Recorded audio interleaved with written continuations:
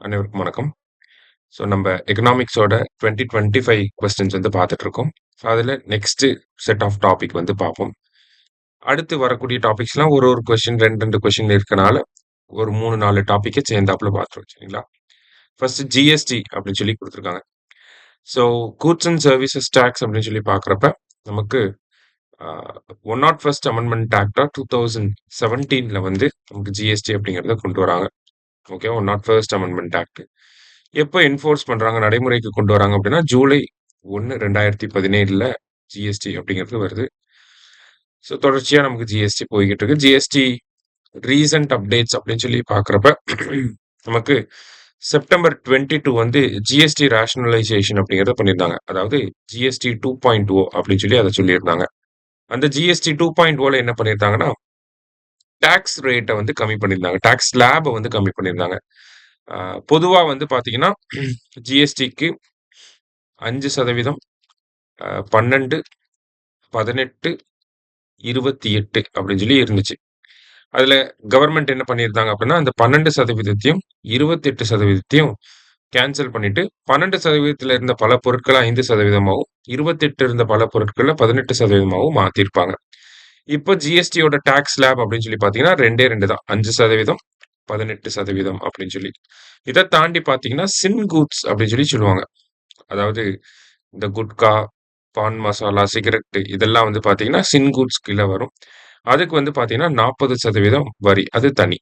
சரியா? இங்க 5%, 18% இப்படிதான் வந்து ஜிஎஸ்டி ரேஷனலைசேஷன் அப்படிங்கிறது வந்துச்சு. அதை தாண்டி பாக்குறப்ப நமக்கு ஜிஎஸ்டி கலெக்ஷன் அப்படிங்கிறத பார்த்தோம்னா ரீசெண்டா ஏப்ரல் மந்த் ஜிஎஸ்டி கலெக்ஷன் ஒரு ரெக்கார்ட் பிரேக்கிங் கலெக்ஷனா இருந்திருக்கு. அதாவது ஒவ்வொரு மாசமும் அரசாங்கம் என்ன பண்ணுவாங்க அப்படின்னா இந்த மாசத்துக்கு ஜிஎஸ்டி எவ்வளவு கலெக்ட் ஆயிருக்கு, இந்த மாசத்துக்கு ஜிஎஸ்டி ரெவன்யூ எவ்வளவு வந்திருக்கு அப்படிங்கறத டேட்டாவா வெளியிடுவாங்க. அந்த வகையில இதுவரைக்கும் அதிகமா இருந்தது அப்படின்னு சொல்லி பாத்தீங்கன்னா ஏப்ரல் 2025ஓட ஜிஎஸ்டி கலெக்ஷன் கிட்டத்தட்ட 2.36 lakh crore வந்து ஜிஎஸ்டி கலெக்ட் பண்ணியிருந்திருப்பாங்க. அதை டிஃபீட் பண்ணிட்டு ஏப்ரல் 2026ல வந்து பாத்தீங்கன்னா ஜிஎஸ்டி கலெக்ஷன் அப்படிங்கிறது 2.43 lakh crore அப்படிங்கிற அளவுக்கு பதிவாயிருக்கு. ஜிஎஸ்டி கலெக்ஷன் ஜூலை 2017 ஆரம்பிச்சதுல இருந்தே இப்போ வரைக்கும் பாத்தீங்கன்னா இந்த ஏப்ரல் 2026ஓட கலெக்ஷன் தான் இது வரைக்கும் அதிகம். அதுவும் எந்த பேக்ட்ராப்ல வந்திருக்குன்னா ஜிஎஸ்டி டாக்ஸ் ரேட்டை கம்மி பண்ணதுக்கு அப்புறமும் இவ்வளவு கலெக்ஷன் வந்திருக்கு அப்படிங்கறத நம்ம புரிஞ்சுக்கணும். சரியா? சோ இதெல்லாம் வந்து கொஞ்சம் பேக்ரவுண்ட் கரண்ட் அஃபேர்ஸோட நம்ம சேர்த்து பார்த்துக்கோம். இப்போ கொஸ்டின்குள்ள போகலாம். ஓகேவா? ஸோ ஃபர்ஸ்ட் கொஸ்டின் என்ன கேட்டிருக்காங்கன்னா removal of cascading effect in GST will have direct impact on அப்படின்னு சொல்லி கேட்டிருக்காங்க. சரக்கு மற்றும் சேவை வரியில் வரி மீதான வரி நீக்கப்படுவதால் பொருட்களின் செலவில் ஏற்படுத்தும் நேரடி பாதிப்பானது என்ன அப்படின்னு சொல்லி கேட்டிருக்காங்க. ஸோ நமக்கு ஜிஎஸ்டிலாம் வர்றதுக்கு முன்னாடி எப்படி இருந்துச்சுன்னா ஒரு ரா மெட்டீரியல் வாங்கினா அதுக்கு நம்ம டாக்ஸ் கட்டுவோம். அந்த ரா மெட்டீரியல் யூஸ் பண்ணி ஒரு ப்ராடக்ட்டை மேனுஃபேக்சரர் ப்ரொடியூஸ் பண்றாருன்னா அதுக்கு ஒரு டாக்ஸ் போடுவாங்க. அடுத்ததா அந்த மேனுஃபேக்சர் கிட்ட இருந்து ஹோல்சேலர் கிட்ட வந்துச்சு, ஹோல்சேலா விற்கிறவங்க கிட்ட வந்துச்சுன்னா அதுக்கு ஒரு டாக்ஸ் வரும். அங்கிருந்து ரீட்டைலுக்கு வரப்ப அதுக்கு ஒரு டாக்ஸ், கடைசியா நம்ம வாங்குறப்ப இது எல்லா டாக்ஸையும் சேர்த்து நம்ம ஒரு பிரைஸை கட்டுற மாதிரி இருக்கும். இந்த மாதிரி டாக்ஸ் ஆன் டாக்ஸ் அப்படிங்கிறது இருந்துட்டே இருந்துச்சு. அததான் கேஸ்கேடிங் எஃபெக்ட் அப்படின்னு சிம்பிளா ஒரு வார்த்தையில் சொல்றாங்க. ஓகேவா? டாக்ஸ் ஆன் டாக்ஸ் அப்படிங்கிறது இருந்துட்டே இருந்துச்சு. ஆனா இந்த ஜிஎஸ்டி வந்ததுக்கு அப்புறமா என்னாச்சுன்னா அந்த கேஸ்கேடிங் எஃபெக்ட் அப்படிங்கறத ரிமூவ் பண்ணாங்க. ஓகேவா? ஒவ்வொரு இடத்துலயும் வரி போடாம ஃபைனலா டெஸ்டினேஷன்ல கூட்ஸை வந்து கன்சியூமர்ஸ் வாங்குறப்ப மட்டும்தான் அந்த ஜிஎஸ்டி அப்படிங்கறத போட்டாங்க. அதை தாண்டி பாத்தீங்கன்னா இப்ப மேனுஃபேக்சரர் கிட்ட இருந்து இப்ப ரா மெட்டீரியல் வாங்குறாங்க. ரா மெட்டீரியல் மேல ஏதாவது ஒரு வேல்யூ அடிஷன் பண்ணா மட்டும்தான் அங்க ஜிஎஸ்டி போட முடியும். எதுவுமே பண்ணல அப்படின்னா அந்த இடத்துல ஜிஎஸ்டி போட முடியாது. அதான் டாக்ஸ் வந்து வேல்யூ அடிஷன் பண்ணா மட்டும்தான் போட முடியும் அப்படிங்கிற மாதிரி மாத்துறாங்க. ஓகேவா? கேஸ்கேடிங் எஃபெக்ட் ரிமூவ் பண்ணிட்டு வேல்யூ அடிஷன் பண்ணாதான் டாக்ஸ் போட முடியும் அப்படிங்கறத கொண்டு வந்தாங்க. சோ அப்படி வந்தனால நமக்கு என்னாச்சுன்னா பல பொருட்களோட விலை வந்து கம்மியாச்சு. ஓகேவா? சோ இந்த கொஸ்டினுக்கு removal of cascading effect in GST, tax on tax, வரி மீது வரி போடக்கூடிய அந்த நடைமுறை அப்படிங்கிறது ஜிஎஸ்டில இல்ல. அப்படின்னா வரி மீது வரி போடுறது அப்படிங்கிற அந்த நடைமுறை இல்லைன்னா என்ன ஆகும்? விலை வந்து கம்மியாகும். அப்ப காஸ்ட் வந்து கம்மியாகுது அப்படிங்கிறதா மீனிங். சோ இந்த கொஸ்டினுக்கு கரெக்ட் ஆன்சர் என்ன வரலாம் அப்படின்னு சொல்லி பாத்தீங்கன்னா cost of goods and services decrease அப்படிங்கிறதா வரணும். ஆனா டிஎன்பிஎஸ்சி அவங்களோட ஆன்சர் கீ டென்டேட்டிவ் கீழ என்ன குடுத்திருந்தாங்கன்னா, காஸ்ட் ஆஃப் குட்ஸ் டிக்ரீசஸ் அப்படின்னு சொல்லி குடுத்திருக்காங்க. பொருட்களுக்கான செலவு குறைகிறது அப்படின்னு சொல்லி தான் குடுத்திருக்காங்க. ஆனா நல்லா யோசிச்சு பார்த்தோம் அப்படின்னா, பொருட்களுக்கான அ விலையும் குறைய தான் செய்யும். சர்வீசஸ்க்கான விலையும் குறைய தான் செய்யும். ஆனா டிஎன்பிஎஸ்சி அவங்க தெரியும் இல்லையா? அவங்க ஒரு ஆன்சர் குடுத்திருக்காங்க. ஸோ ஃபைனல் கீ வந்துச்சுன்னா, அத நம்ப அதுக்கேத்த மாரி அடாப்ட் ஆயிக்கணும். சரியா? ஆனா அவங்க குடுத்தது பி, ஏவும் வரலாம். ரைட். அடுத்த கேள்வி பார்ப்போம். அசர்ஷன்ல என்ன குடுத்திருக்காங்கன்னா, goods and services tax in India is a comprehensive multistage destination based tax that is levied on every value addition அப்படின்னு சொல்லி குடுத்திருக்காங்க. இப்பதான் நம்ம பார்த்தோம். இது வந்து ஒரு multi stage destination based tax அப்படிங்கிறத பார்த்துருந்தோம். ஒவ்வொரு வேல்யூ எடிஷன் பண்ணாதான் அங்க ஜிஎஸ்டி போட முடியும் அப்படிங்கிறத பார்த்துட்டோம். பிகாஸ் அதோட மோட்டோ என்னன்னா one tax one market one nation அப்படிங்கிறது. சரியா? ஸோ இந்த இடத்த பொறுத்த வரைக்கும் ரெண்டுமே கரெக்ட் ஸ்டேட்மெண்ட் தான். அண்ட் தென் இந்த ரெண்டு ஸ்டேட்மெண்ட்டுக்குமே லிங்க் இருக்கு. So both are correct and R explains A அப்படிங்கிறது தான் நமக்கு கரெக்ட் ஆன்சர். சரியா? சிம்பிளான ஸ்டேட்மெண்ட் தான், ஈஸியா போட்டிருக்கலாம் இது. அடுத்ததா வந்து பாத்தீங்கன்னா, நமக்கு இந்தியன் எக்கானமியோட பேஸ் பண்ணி, இந்தியன் எக்கானமி அண்ட் எம்ப்ளாய்மென்ட் ஜெனரேஷன பேஸ் பண்ணி ஒரு கொஸ்டின். இப்ப 4 ஸ்டேட்மெண்ட் கொஸ்டின் வந்திருக்கு. பார்ப்போம். The objectives of national skill development council. ஓகேவா? நேஷனல் ஸ்கில் டெவலப்மென்ட் கவுன்சிலோட அப்ஜெக்டிவ்ஸ் என்ன அப்படின்னு சொல்லி கேட்டிருக்காங்க. இப்ப நான் ஃபர்ஸ்ட் ஸ்டேட்மெண்ட்ட படிக்கிறேன். To empower women through economic independence.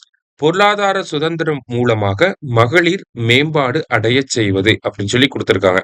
So national skill development council women empowerment பண்ணி அவங்கள எக்கனாமிக்கலா இண்டிபெண்டன்ட் ஆக்குறாங்களா அப்படிங்கிறது நமக்கு இந்த இடத்துல 50% பண்றாங்க அப்படின்னு சொல்லுவோம். 50% பண்ணல அப்படிங்கிறத சொல்லுவோம். அப்ப இந்த ஸ்டேட்மெண்ட் வந்து நமக்கு கரெக்ட்டா கிளியரா தெரியல. அதனால ஃபர்ஸ்ட் ஸ்டேட்மெண்ட்ட விட்டுருவோம். ரிவர்ஸ்ல இருந்து படிச்சு பார்ப்போம். என்ன சொல்றாங்க அப்படின்னு சொல்லி. ஸோ ரிவர்ஸ்ல இருந்து படிச்சோம்னா 4த் ஸ்டேட்மெண்ட்ட படிக்கிறேன். To boost the productivity of the countries work force அப்படின்னு சொல்லி குடுத்திருக்காங்க. நாட்டின் உழைப்பாளர்களின் உற்பத்தி திறனை அதிகப்படுத்துதல் அப்படின்னு சொல்லி குடுத்திருக்காங்க. ஸோ ஒரு ஸ்கில் டெவலப்மென்ட் கவுன்சிலோட வேலை என்னன்னா, ஒரு நார்மலா இருக்கக்கூடிய ஒரு பெர்சனுக்கு ஸ்கில்ல டெவலப் பண்ணிட்டு வேலைக்கு அனுப்புறாங்க. அப்ப கண்ட்ரியோட வொர்க் ஃபோர்ஸோட புரொடக்டிவிட்டிய வந்து அதிகப்படுத்த தான் செய்றாங்க. அப்ப இந்த பாயிண்ட் வந்து எனக்கு கன்ஃபார்ம் வரும் அப்படிங்கிறது தெரிஞ்சிருச்சு. அப்ப எனக்கு கன்ஃபார்மா ஆப்ஷன்ல 4 அப்படிங்கிறது இருக்கிறது தான் ஆன்ஸர்ங்கிறது தெரிஞ்சிருச்சு. அப்ப இதுல ஆப்ஷன்ல 4 இல்ல. இதுலயும் 4 இல்ல. இதுலயும் 4 இல்ல. இதுல மட்டும் தான் 4 இருக்கு. அப்ப இதுதான் ஆன்ஸர். நான் மத்த 3 ஸ்டேட்மெண்ட்ட படிக்கணும்னு கூட அவசியம் இல்ல. சரியா? சோ ஒரு கண்ட்ரியோட வொர்க் ஃபோர்ஸோட புரொடக்டிவிட்டிய இம்ப்ரூவ் பண்றது, அதுதான் ஸ்கில் டெவலப்மென்ட் கவுன்சிலோட வேல. அப்படிங்கிறப்ப எனக்கு இது கன்ஃபார்மா வருங்கிறது தெரியும். இது கன்ஃபார்மா வரும்னா, அது எந்த ஆப்ஷன்ல இருக்கு அப்படிங்கிறத பார்க்குறேன். 4த் ஆப்ஷன்ல இருக்கு. அப்ப 2, 3, 4 அப்படிங்கிறது கரெக்ட். அப்ப ஃபர்ஸ்ட் ஸ்டேட்மெண்ட் ஆட்டோமேட்டிக்கா என்ன ஆயிடுது? தப்புன்னு தெரிஞ்சுது. சரியா? இப்ப அடுத்த 2 ஸ்டேட்மெண்ட்ட எக்ஸாம் ஹால்ல பார்க்கக்கூடாது. 4 இங்க கரெக்ட்டா இருக்கா? அப்ப இத போட்டுட்டு அடுத்த கொஸ்டினுக்கு போயிடணும். இப்ப நம்ம கரெக்ஷன் பார்க்கறனால இத நம்ம அடுத்தடுத்த ஸ்டேட்மெண்ட்ட பார்ப்போம். To organise training programs for youths for skill development across the country. இது ஜெனரல் ஸ்டேட்மெண்ட் தான். ட்ரெய்னிங் புரோகிராம் குடுக்குறாங்க. இதெல்லாம் கரெக்ட் தான். ஓகேவா? அடுத்தது to provide monetary awards for skill certification to boost employability. சில நேரங்கள்ல நிதி சார்ந்த ஒரு உதவிகளையும் பண்ண தான் செய்றாங்க. ஓகேவா? சர்டிஃபிகேட்லாம் குடுக்குறாங்க. அதுக்கு அதோட என்ன பண்றாங்கன்னா, பண விருதுகள் அப்படிங்கிறதையும் வழங்க தான் செய்றாங்க. ஸோ அதுவுமே ஜெனரல் ஸ்டேட்மெண்ட் தான். கரெக்ட் தான் இது. சரியா? ஸோ இந்த மாரி போட்டோம்னா, ஈஸியா கொஞ்சம் டைம் சேவ் பண்ண முடியும். ரைட், அடுத்த கொஸ்டின்குள்ள போகும். Statistically speaking, the unemployment rate is low in India. புள்ளி விவரப்படி இந்தியாவில் வேலையின்மையின் விகிதம் குறைவாக உள்ளது அப்படின்னு சொல்லி குடுத்திருக்காங்க. ஸோ ஸ்டாட்டிஸ்டிக்கலி ஸ்பீக்கிங்னு சொல்லிட்டாங்க. ஸ்டாட்டிஸ்டிக்ஸ பேஸ் பண்ணி பார்க்குறப்ப இந்தியாவோட லேட்டஸ்ட் அன்எம்ப்ளாய்மென்ட் ரேட் வந்து 5.1% இருக்கு. இது கம்மியா அப்படின்னு கேட்டா, இது அதிகம் தான். ஓகேவா? அப்ப unemployment rate is low in India அப்படிங்கிறது தப்பு. Unemployment rate is high in India. சரியா? Indian economy generates enough quality jobs to sustain its huge population அப்படின்னு சொல்லி குடுத்திருக்காங்க. இந்திய பொருளாதாரம் அதன் மிகப்பெரிய மக்கள் தொகையை பராமரிக்க போதுமான தரமான வேலைகளை உருவாக்குகிறது அப்படின்னு சொல்லி குடுத்திருக்காங்க. ஓகேவா? இந்தியாவோட பொருளாதாரம் நம்ம மக்கள் தொகையை பராமரிக்க போதுமான தரமான வேலைகளை உருவாக்கி இருந்துச்சு அப்படின்னா, அன்எம்ப்ளாய்மென்ட் ரேட் அங்க 0வா இருந்திருக்கணும். ஆனா அப்படி இல்ல. அன்எம்ப்ளாய்மென்ட் ரேட் 5%ல இருக்கு. ஓகேவா? அப்ப இந்த ஸ்டேட்மெண்ட்டும் நமக்கு தப்பு தான். குவாலிட்டியான ஜாப்ஸ உருவாக்கல. அதனால தான் அன்எம்ப்ளாய்மென்ட் ரேட் ஹையா இருக்கு. அப்ப இந்த 2 ஸ்டேட்மெண்ட்டுமே என்ன உண்மையோ அதுக்கு ஆப்போசிட்டா இருக்கு. அன்எம்ப்ளாய்மென்ட் ரேட் அதிகமா இருக்கு. ஆனா இங்க கம்மியா இருக்குன்னு குடுத்திருக்காங்க. குவாலிட்டியான ஜாப்ஸ உருவாக்கல, ஆனா உருவாக்குது அப்படின்னு சொல்லி குடுத்திருக்காங்க. அப்ப 2மே தப்பு தான் இங்க. So both are not true அப்படிங்கிறது தான் டிஎன்பிஎஸ்சியோட ஆன்சர். சரியா? அடுத்தது. Which state has the highest percentage of unemployment during the year 2020-23 அப்படின்னு சொல்லி கேட்டிருக்காங்க. சோ இங்க குடுத்திருக்க ஸ்டேட்ஸ்ல எங்க வந்து அன்எம்ப்ளாய்மென்ட் ரொம்ப அதிகமா இருக்கு அப்படின்னு சொல்லி கேட்டிருக்காங்க. சோ இன்கேஸ் எனக்கு வந்து இந்த கொஸ்டின்லாம் நம்ம எங்கேயுமே படிச்சிருக்க முடியாது. கரண்ட் அஃபேர்ஸ்ல மேபி வந்திருக்கலாம். அத நம்ம நோட் பண்ணாம கூட விட்டுருக்கலாம். சரியா? ஆனா எப்படி டீகோட் பண்ணலாம்னா, லிட்ரசி ரேட்ட பேஸ் பண்ணி டீகோட் பண்ணலாம். இப்ப கேரளாலயும், தமிழ்நாட்டிலயும் பார்த்தீங்கன்னா, லிட்ரசி ரேட் அதிகமா இருக்கு. அதனால எப்படியாவது வேலைக்கு போயிருவாங்க அப்படிங்கிறத ஒரு ஜெனரல் அசம்ப்ஷன்ல எடுத்துக்கலாம். அப்ப 2 ஆப்ஷன் வந்து எலிமினேட் ஆயிருச்சு. என்ன கேட்டிருக்காங்க? வேலையின்மை விகிதம் அதிகமா இருக்கிறது எங்க அப்படின்னு சொல்லி கேட்டிருக்காங்க. 2 ஆப்ஷன் எலிமினேட் ஆயிருச்சு. பஞ்சாபும், ஹரியானாவும் பார்த்தீங்கன்னா, பக்கத்து பக்கத்துல இருக்கக்கூடிய மாநிலங்கள் தான். இதுல எத போடலாம் அப்படின்னு சொல்லி பார்த்தீங்கன்னா, ஹரியானாவ போடலாம். ஏன்னா பஞ்சாப்ல கூட பார்த்தீங்கன்னா, கொஞ்சம் டெவலப்மெண்ட் அப்படிங்கிறது இருக்கு. ஆனா ஹரியானால வந்து அந்த அளவுக்கு டெவலப்மெண்ட் அப்படிங்கிறது கிடையாது. இப்ப இது பஞ்சாபையும், ஹரியானாவையும் கம்பேர் பண்றப்ப ஹரியானாவ ஆன்ஸரா போடலாம். ஆக்சுவலி ஒரிஜினல் ஆன்ஸர் என்னான்னு பார்த்தாலும் ஹரியானா தான். ஹரியானால கிட்டத்தட்ட 37% கிட்ட அன்எம்ப்ளாய்மென்ட் அப்படிங்கிறது இருக்கு. ஓகேவா? இந்த மாரி தெரியாத கொஸ்டின கொஞ்சம் லாஜிக்கலா யோசிச்சு போடணும். கேரளாலயும், தமிழ்நாட்டிலயும் லிட்ரசி ரேட் அதிகம்ன்றனால நம்ம எலிமினேட் பண்ணிட்டோம். பஞ்சாப், ஹரியானாவ கம்பேர் பண்றப்ப ஹரியானா கொஞ்சம் புவரர் ஸ்டேட்டா இருக்கனால ஹரியானாவ ஆன்ஸரா எடுக்கிறோம். ஆக்சுவலி ஒரிஜினல் ஆன்ஸரும் ஹரியானா தான். சரியா? ரைட். அடுத்தது வந்து பார்த்தீங்கன்னா, லேண்ட் ரிஃபார்ம்ஸ் ரிலேட்டடா இங்க குடுத்திருக்காங்க. சோ அதுக்கு முன்னாடி பார்க்கிறப்ப, நம்ம இன்ஸ்டிடியூட்ல வந்து A3 செட் ஆஃப் புக்ஸ் வந்து அவைலபிளா இருக்கு. சோ உங்களுக்கு இந்த A3 செட் ஆஃப் புக்ஸ்ல எந்த புக்காவது வேணும் அப்படின்னு நினைச்சீங்கன்னா, நம்மளோட புக் ஸ்டோருக்கு கால் பண்ணி, இல்ல ஆன்லைன்ல ரிஜிஸ்டர் பண்ணி கூட நீங்க வந்து புக்ஸ வாங்கிக்கலாம். வீட்டுக்கே உங்களுக்கு வந்து ஃப்ரீயா கொரியர் பண்ணி விட்டுருவாங்க. சரியா? ரைட். அடுத்த கொஸ்டின் வந்து பாத்தீங்கன்னா, the objectives of national agricultural market portal eNAM அப்படிங்கிற போர்ட்டல் எப்ப வந்திருக்கும் அப்படின்னா, ஏப்ரல் 14, 2016ல அறிமுகப்படுத்தியிருப்பாங்க. சோ இவங்களோட அப்ஜெக்டிவ்ஸ் என்ன அப்படின்னு சொல்லி கேட்டிருக்காங்க. To create a unified national virtual market for agricultural commodities அப்படின்னு சொல்லி குடுத்திருக்காங்க. விவசாய பொருட்களுக்கு ஒரு ஒருங்கிணைந்த தேசிய மெய்நிகர் சந்தையை உருவாக்குவது. கரெக்ட் தான். ஈங்கிற வார்த்தை வந்துருச்சு. அப்ப டிஜிட்டல் போர்ட்டல், டிஜிட்டல் மார்க்கெட்ட ஒண்ணு உருவாக்குறாங்க. அதுதான் விர்ச்சுவல் மார்க்கெட். எதுக்குன்னா அக்ரிகல்ச்சர் கமோடிட்டீஸ் விவசாய பொருட்களுக்கு ஒரு மார்க்கெட் உருவாக்குறாங்க விர்ச்சுவலா. சோ ஃபர்ஸ்ட் ஸ்டேட்மெண்ட் கரெக்ட் தான். இது எதுக்காக அப்படின்னு சொல்லி பார்த்தீங்கன்னா, ஃபார்மர்ஸ்க்கு வந்து பெட்டர் பிரைஸஸ் வந்து கிடைக்கும். ஓகேவா? டைரக்ட்டா கன்சியூமர்ஸ் வந்து ஃபார்மர்ஸோடயே லிங்க் பண்ணிக்கலாம் இந்த இடத்துல. அப்படிங்கிறப்ப மிடில்மேன் அந்த இடைத்தரகர்கள் வந்து இல்லாம இருக்கனால ஃபார்மர்ஸ்க்கு நல்ல பிரைஸஸ் வந்து கிடைக்கும். ஓகேவா? அடுத்தது பார்த்தீங்கன்னா, provide marketing options to farmers. இந்த மார்க்கெட்டுங்கிறதே இங்க தான். ஓகேங்களா? இ-நாம்ங்கனாலே மார்க்கெட் தான் அது. அப்ப மார்க்கெட்டிங் ஆப்ஷன்ஸ் அப்படிங்கிறது கண்டிப்பா இருக்க தான் போகுது. ஓகேவா? 3 ஸ்டேட்மெண்ட் தப்பாகுறதுக்கு வாய்ப்பே கிடையாது. அப்ப 1, 2, 3 3மே கரெக்ட். அந்த மாரி ஆப்ஷன் இருக்கான்னா, டி ஆப்ஷன்ல இருக்கு. சோ ஆப்ஷன் டி அப்படிங்கிறது நமக்கு கரெக்ட் ஆன்சர். சரியா? ரைட். அடுத்தது இந்த இ-நாம் ரிலேட்டடா பார்க்கிறப்ப, இதுலருந்து இன்னொரு கொஸ்டின் அடுத்த டைம் கேட்கலாம்னா, இந்த இ-நாம் அப்படிங்கிறது எந்த மினிஸ்ட்ரிக்கு கீழ வருதுன்னா, அது ஆப்வியஸா போட்டிருப்போம். போட்டுருவோம். அக்ரிகல்ச்சரல் மினிஸ்ட்ரி கீழ வருதுன்னு சொல்லி. ஆனா அத கேட்க மாட்டாங்க. இ-நாம யாரு இம்ப்ளிமெண்ட் பண்றாங்க? இம்ப்ளிமெண்டிங் ஏஜென்சி யாரு அப்படிங்கிறது கேட்பாங்க. அது யார் அப்படின்னு சொல்லி பார்த்தீங்கன்னா, எஸ்எஃப்ஏசி அப்படிங்கிற அமைப்பு. இது அப்ரிவியேஷன்ல கூட நமக்கு கேட்கலாம் அடுத்த எக்ஸாம்ல. Small farmers small farmers agri business agri business consortium அப்படின்னு சொல்லி சொல்லுவாங்க. ஓகேவா? இவங்க தான் வந்து இந்த இ-நாம் அப்படிங்கிற இந்த போர்ட்டல வந்து மேனேஜ் பண்ணக்கூடிய இம்ப்ளிமெண்டிங் ஏஜென்சி. சரியா?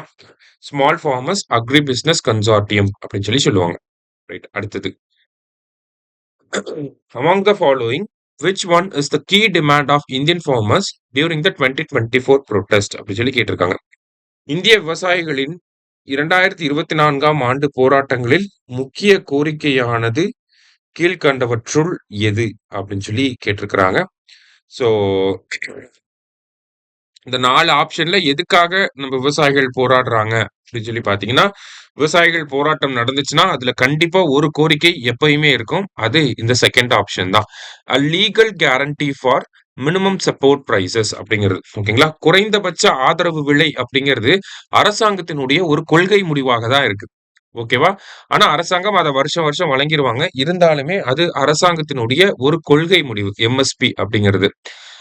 ஆனா விவசாயிகள் தரப்புல இருந்து என்ன ஒரு கோரிக்கை இருக்கு அப்படின்னா, இந்த எம்எஸ்பி அப்படிங்கிறது கொள்கை முடிவா இருக்கு. ஓகே தான். ஆனா இந்த எம்எஸ்பிக்குன்னு ஒரு தனி சட்டம் தேவை எங்களுக்கு. ஒரு சட்ட பாதுகாப்பு அப்படிங்கிறது இந்த குறைந்தபட்ச ஆதரவு விலைக்கு வந்து நீங்க வழங்கணும் அப்படிங்கிறது விவசாயிகளோட ரொம்ப நாள் கோரிக்கை இது. ஓகேங்களா? நம்ம 2020ல பஞ்சாப் விவசாயிகள் போராட்டம், அதுக்கப்புறம் நடந்த பல போராட்டங்கள்லயும் விவசாயிகள் தொடர்ச்சியா வைக்கக்கூடிய ஒரு கோரிக்கை, எம்எஸ்பிய வந்து லீகலைஸ் பண்ணுங்க.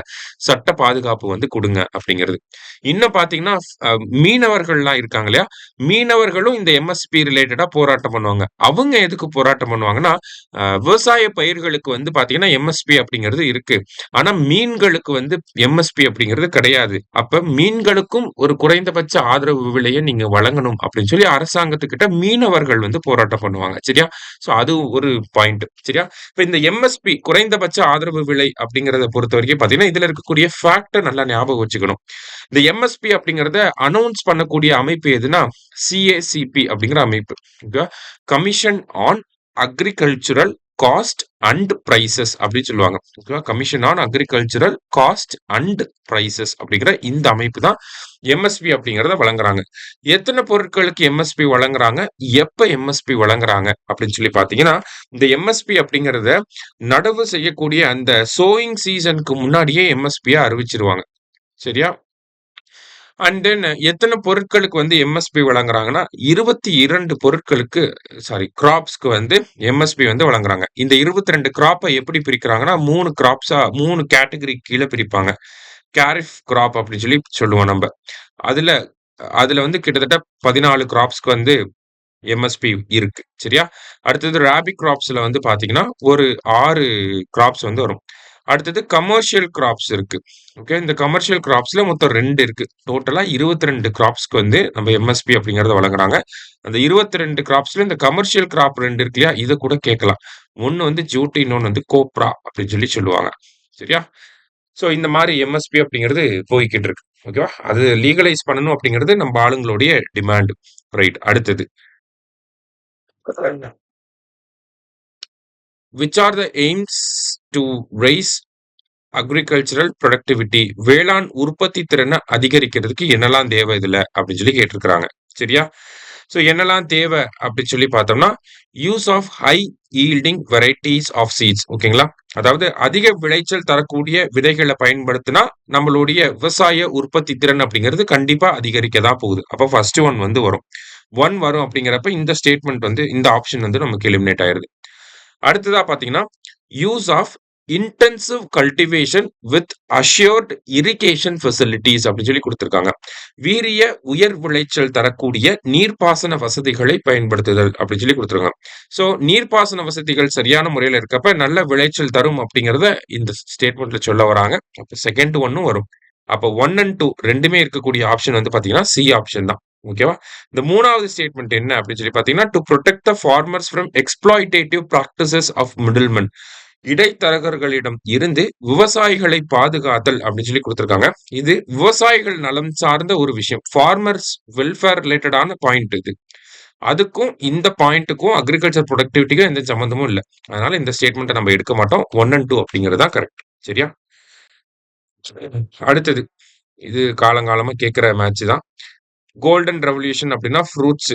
அப்ப ஏக்கு 3ங்கிறப்ப பி ஆப்ஷன் தான் வரும். சரியா? ரெட் ரெவல்யூஷன் அப்படின்னா மீட், ரவுண்ட் ரெவல்யூஷன் அப்படின்னா பொட்டேட்டோ, சில்வர் ரெவல்யூஷன் அப்படின்னா எக். 3, 4, 1, 2. நெக்ஸ்ட் வந்து பார்த்தோம்னா, இண்டஸ்ட்ரியல் குரோத் ரிலேட்டடா. Which industry earns the maximum foreign exchange through export in India அப்படின்னு சொல்லி கேட்டிருக்காங்க. இந்தியாவில் ஏற்றுமதி மூலம் கீழ்கண்ட எந்த தொழில் துறையிலிருந்து அந்நிய செலவாணி அதிகம் கிடைக்கின்றது அப்படின்னு சொல்லி கேட்டிருக்காங்க. நீங்க கரண்ட் அஃபேர்ஸ் மேக்ஸிமம் ஃபாலோ பண்ணக்கூடிய பீப்புள்ஸ் எல்லாருமே இத போட்டிருப்பாங்க. லைக் இப்ப அமெரிக்கன் பிரசிடென்ட் போன ஏப்ரல் மாசம் வந்து என்ன பண்ணியிருப்பாரு அப்படின்னு பார்த்தீங்கன்னா, இந்தியா மாதிரியே பல நாடுகள் மேல இந்த டாரிஃப் அப்படிங்கிறத போட்டிருப்பாரு. வரி வந்து அதிகமா விதிச்சிருப்பாரு. ஓகேவா? அந்த ட்ரம்போட அந்த ஆக்டிவிட்டீஸ்னால பாதிக்கப்பட்ட முக்கியமான ஒரு துறை இந்தியால எந்த துறை அப்படின்னு சொல்லி பார்த்தீங்கன்னா, இந்த டெக்ஸ்டைல் செக்டார் தான். ஓகேவா? இந்தியா வந்து டெக்ஸ்டைல் செக்டார்ல வந்து ரொம்ப டாப்ல இருக்கக்கூடிய ஒரு செக்டார். ஓகேவா? ஸோ அந்த ஒரு இண்டஸ்ட்ரி தான் மேக்ஸிமம் ஃபாரின் எக்ஸ்சேஞ்ச எக்ஸ்போர்ட்ஸ் மூலியமா இந்தியாவுக்குள்ள கொண்டு வருது. அந்த டெக்ஸ்டைல் செக்டார்ல இந்தியாவுக்குள்ள டாப் யாரு அப்படின்னு சொல்லி பார்த்தீங்கன்னா, தமிழ்நாடு தான். இந்தியாவோட டோட்டல் டெக்ஸ்டைல் எக்ஸ்போர்ட்ஸ்ல 30% வந்து இந்தியா தான் தமிழ்நாடு தான் கான்ட்ரிபியூட் பண்றோம். சரியா? ஸோ டெக்ஸ்டைல் அப்படிங்கிறது தான் இந்த இடத்துல கரெக்ட் ஆன்சர். அடுத்தது there has been a significant rise in the percentage of labor force engaged in industrial sector during 1990s and 2000s அப்படின்னு சொல்லி கொடுத்துருக்காங்க. ஓகேவா? ஸோ இண்டஸ்ட்ரியல் செக்டார்ல இருக்கக்கூடிய வேலையாட்கள் லேபர் ஃபோர்ஸ் வந்து கணிசமா உயர்ந்திருக்கு இந்த 1990கள் 2000கள்ல அப்படின்னு சொல்லி கொடுத்துருக்காங்க. ஸோ ஃபர்ஸ்ட் ஒன் கரெக்ட் தான். There has been a significant rise in employment in the construction sector between 1991 and 2011 அப்படிங்கிறதும் கரெக்ட் தான். ஆக்சுவலி இது போன வருஷம் குரூப் ஒன்ல கேட்ட கொஸ்டின். ரெண்டு ஸ்டேட்மெண்ட்டுமே ஜென்ரலான ஸ்டேட்மெண்ட் தான். ஜென்ரலான ஸ்டேட்மெண்ட்டுங்கிறப்ப இது கரெக்டா தான் இருக்கணுங்கிறத நம்ம அசியூம் பண்ணி both are correct and R explains A அப்படிங்கிறத போடலாம். பொதுவா பாத்தீங்கன்னா இது R is not the correct explanation of ஏங்கிறது தான் வரணும். ஆனா டிஎன்பிஎஸ்சி அவங்களோட ஆன்சர் கீழே பி ஆப்ஷன் கொடுத்திருந்தாங்க. அதனால நம்மளும் அங்கே இதை பாக்குறோம். சரியா? ரைட். அடுத்தது லாஸ்டா வந்து பாத்தீங்கன்னா first ever export processing zone in Asia was set up by government of India in which place அப்படின்னு சொல்லி கேட்டிருக்காங்க. ஸோ ஆசியாவில் முதல் ஏற்றுமதி செயலாக்க மண்டலத்தை 1965 இந்திய அரசு கண்ட்லா அப்படிங்கிற இந்த பகுதியில நிறுவி இருப்பாங்க. சரியா? இது பேசிக் கொஸ்டின் தான். கண்ட்லால எக்ஸ்போர்ட் ப்ராசஸிங் ஜோன் ஃபர்ஸ்ட் வந்துங்கிறத நம்ம ஃபர்ஸ்டே படிச்சிருக்கோம். சரியா? ஸோ முக்கியமான கொஸ்டின்ஸ் எல்லாத்தையுமே இங்க அனலைஸ் பண்ணியிருக்கோம். இதே மாதிரி இன்னும் ஒரு 2 டாபிக் எக்கனாமிக்ஸ்ல வந்து இருக்கு. அதோட எக்கனாமிக்ஸ் வந்து கம்ப்ளீட் பண்ணிடலாம். அதுக்கப்புறமா மத்த சப்ஜெக்ட்ஸ்குள்ள போகலாம். சரியா? தேங்க்யூ.